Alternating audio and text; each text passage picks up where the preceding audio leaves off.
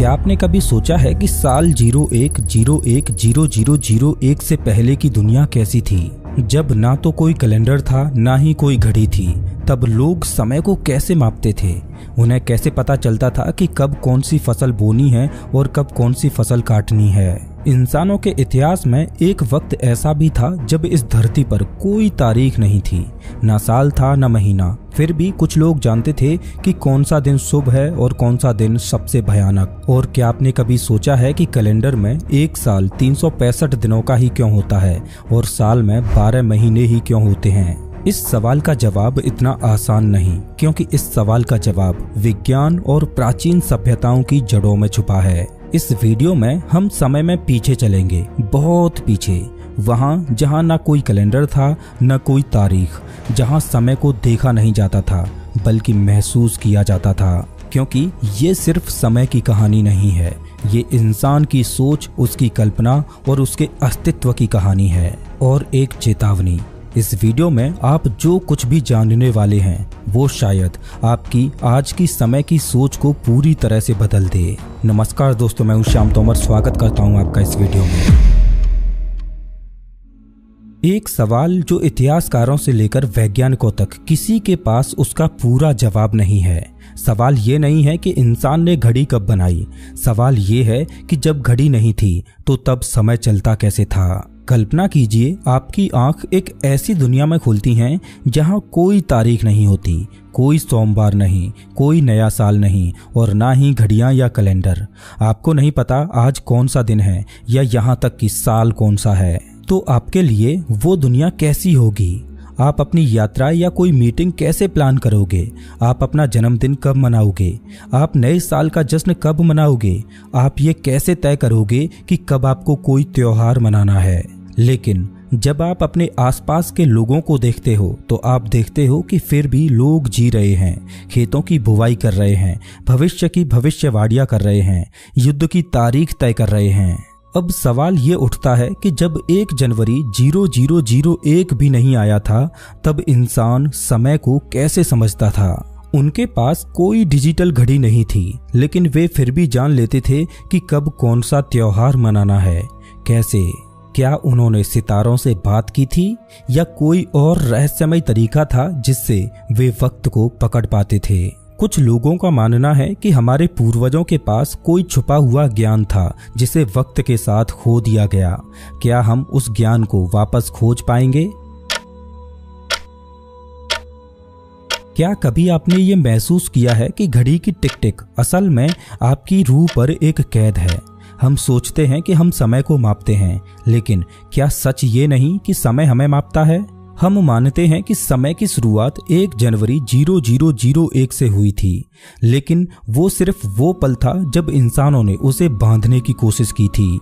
असल में समय उससे बहुत पहले श्वास ले चुका था, पर उसकी भाषा कोई नहीं जानता था। हजारों साल पहले जब इंसान आसमान की ओर देखते तो उन्हें कुछ बदलाव महसूस होते, जैसे रात में चांद का दिन प्रतिदिन छोटा या बड़ा होना, दिन में सूरज का एक दिशा से निकलकर दूसरी दिशा में अस्त होना, रात में तारों की स्थिति का बदलना।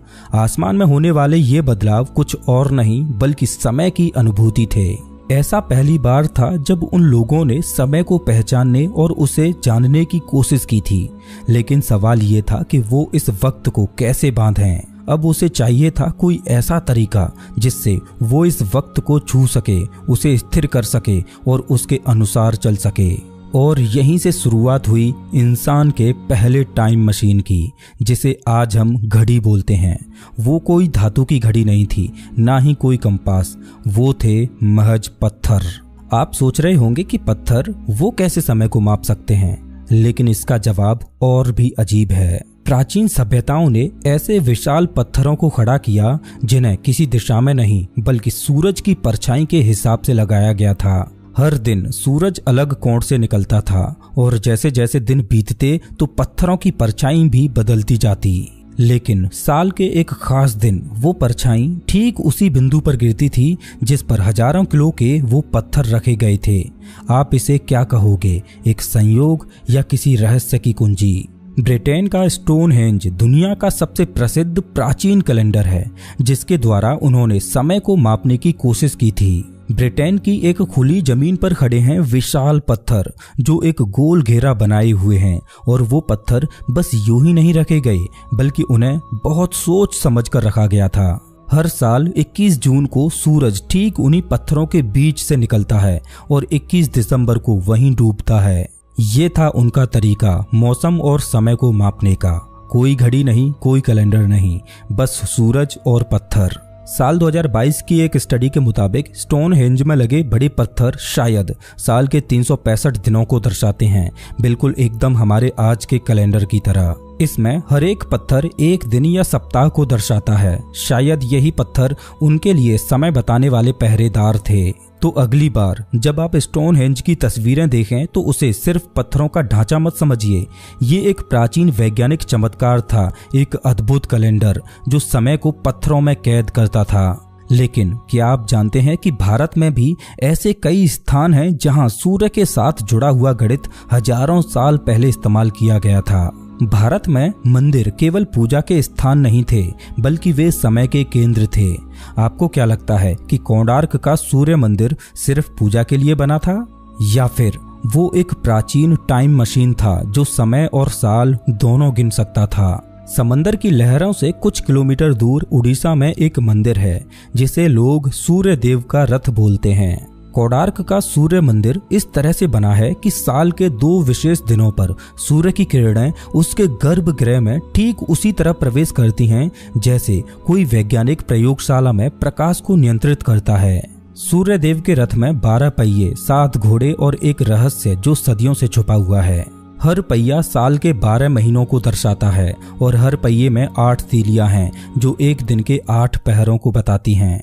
आपको बता दूं कि जिस तरह से आज हम समय को घंटों में मापते हैं, उसी तरह प्राचीन भारत में हमारे पूर्वज समय को पहरों में मापते थे।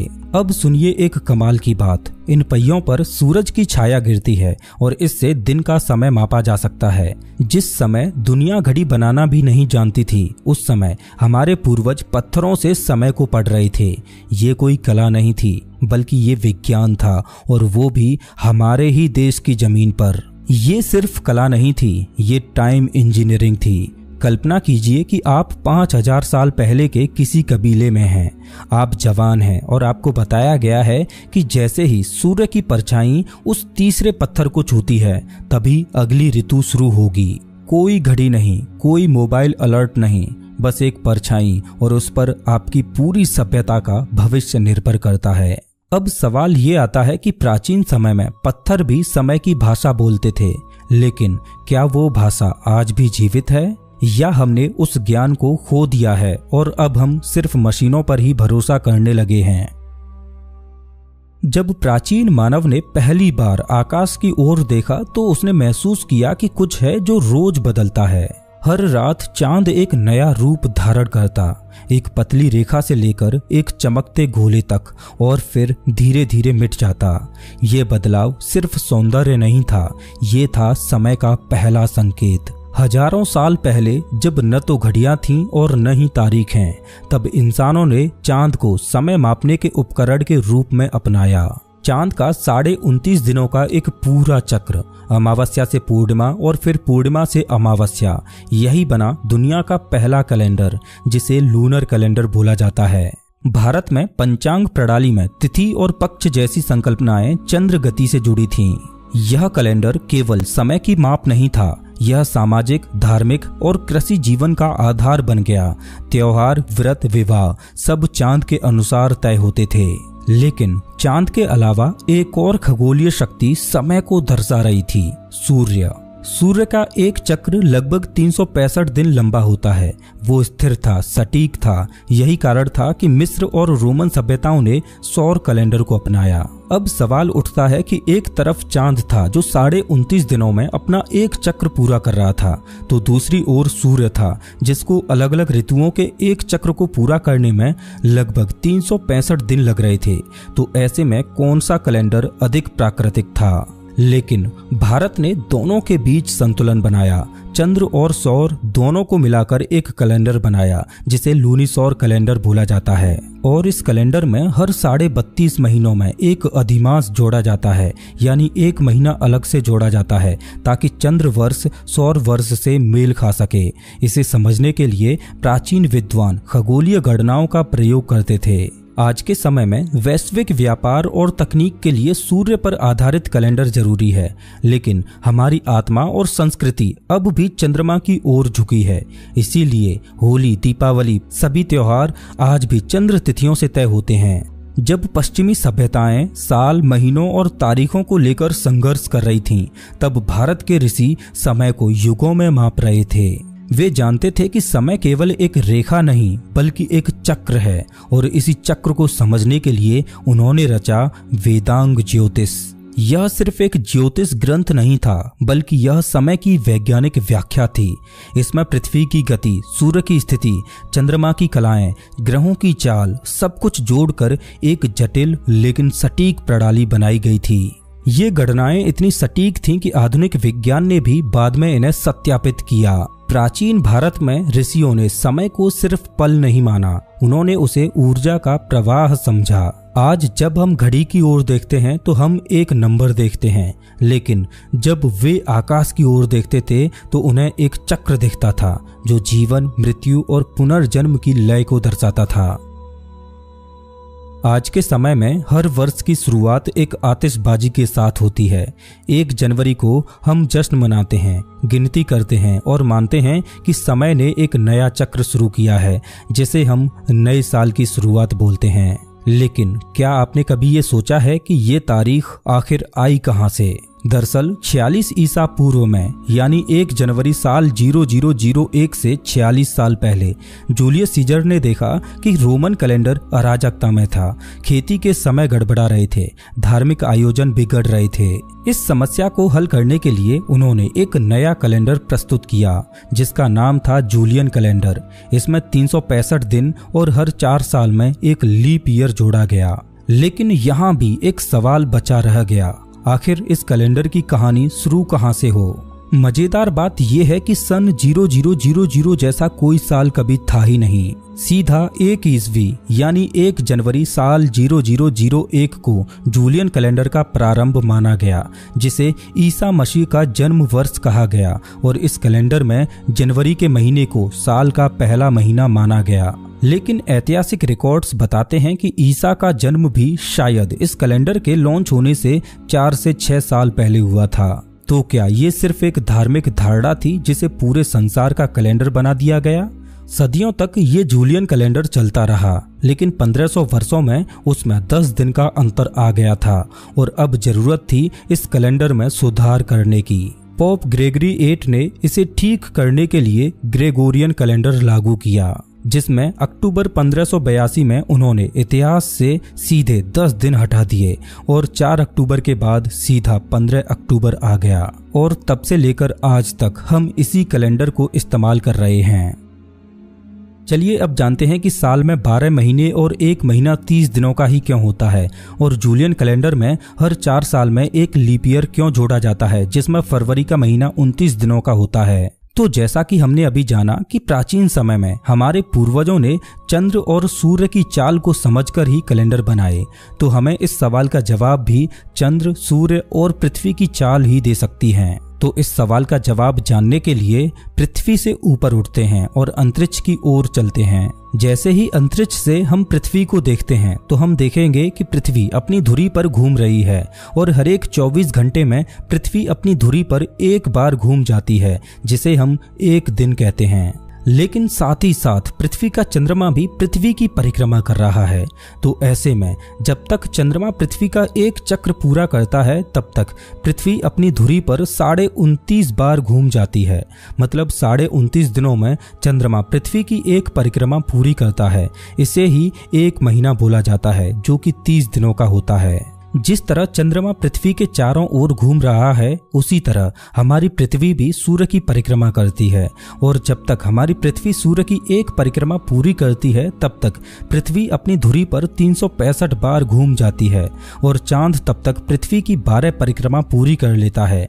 इसी वजह से एक साल 365 दिनों का होता है और साल में 12 महीने होते हैं। लेकिन एक मजेदार बात यह है कि पृथ्वी सूर्य की एक परिक्रमा करते समय 365 दिन से 1/4 और ज्यादा घूम जाती है और 4 सालों में पृथ्वी पूरा एक दिन एक्स्ट्रा घूम लेती है। तो इस अतिरिक्त दिन को कैलेंडर में मैनेज करने के लिए 4 साल में एक बार लीप ईयर को जोड़ा गया, जिसमें फरवरी का महीना 29 दिन का होता है। आपको बता दूं कि हिंदू कैलेंडर, जिसे पंचांग बोला जाता है, वो चंद्र की चाल पर आधारित है, जो 29.5 दिन में अपना एक चक्र पूरा करता है और एक साल में 12 चक्र पूरे करता है। उस हिसाब से पंचांग कैलेंडर में एक साल 354 दिन का होता है। लेकिन सूर्य का एक साल 365.25 दिन में पूरा होता है, तो चंद्र कैलेंडर को सौर कैलेंडर के साथ मेल खाने के लिए उसमें हर एक 2.5 से 3 सालों में एक महीना अधिक जोड़ा जाता है, जिसे अधिक मास भी बोला जाता है। और ये भी बिल्कुल लीप ईयर की तरह ही है, जिसमें एक दिन नहीं बल्कि पूरा एक महीना ही जोड़ा जाता है। आज हम मॉडर्न टेक्नोलॉजी के साथ ये गणनाएं भली भांति कर सकते हैं, लेकिन सोचकर देखिए कि हमारे पूर्वजों ने हजारों साल पहले बिना किसी आधुनिक तकनीक के ये गणनाएं की थीं। इससे आप अंदाजा लगा सकते हो कि हमारे पूर्वजों के पास हजारों साल पहले भी खगोल विज्ञान का कितना गहरा ज्ञान रहा होगा। समय, जो कभी ऋषियों के लिए ब्रह्मांड की धड़कन था, वो अब एक कागज पर दर्ज नंबर बन गया है। हमने उसे इतना बांधा कि हम भूल गए कि समय बाहर से ज्यादा भीतर से चलता है। तो जब अगली बार आप घड़ी देखें या कैलेंडर पर 1 जनवरी को नया साल लिखें, तो एक पल ठहरिए और सोचिए कि क्या आप सच में समय को महसूस कर रहे हैं या सिर्फ किसी और के बनाए सिस्टम का हिस्सा बन गए हैं। समय कभी शुरू नहीं हुआ था और शायद कभी खत्म भी नहीं होगा। उसकी असली भाषा अब भी सितारों में छुपी है, चांद की चाल में, सूर्य की गर्मी में और आपकी धड़कनों में। 1 जनवरी 0001 बस एक तारीख थी और ये कोई नया कैलेंडर नहीं था। भारत में पंचांग जूलियन कैलेंडर के लॉन्च होने से हजारों साल पहले ही बन चुका था, जो आज भी उतना ही सटीक है जितना हजारों साल पहले सटीक था। समय की कहानी 1 जनवरी 0001 से पहले भी चल रही थी और आज भी चल रही है।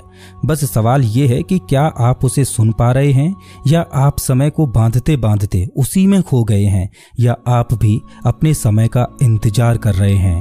अपना टाइम आएगा। दोस्तों, अगर आपको ये वीडियो पसंद आया हो तो इसे लाइक जरूर करें, ताकि ऐसे ही और वीडियोज बनाने के लिए मुझे मोटिवेशन मिले।